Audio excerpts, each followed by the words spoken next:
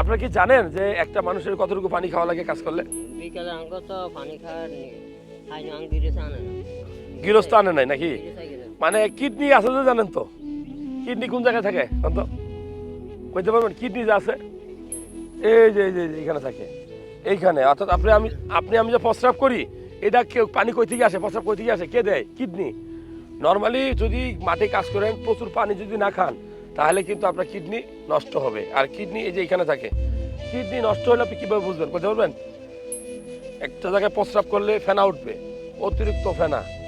তারপরে ধরেন আপনি প্রস্রাব করে যদি অতিরিক্ত জ্বালাপোড়া করে, প্রস্রাবের কালার যদি লাল হয়, প্রস্রাব যদি দুর্গন্ধ হয়, এরকম হয় না অনেক সময়? অনেকের প্রস্রাবে রক্ত যায় না? তাহলে মনে করবেন যে ওই কিডনিটা খারাপ হতে যাচ্ছে। পানি কতটুকু খান? এ দাদা পানি আছে 300 বোতল খাই। তাহলে তো আদেশে 3 পা মাত্র প্রস্রাব লাল হয় না?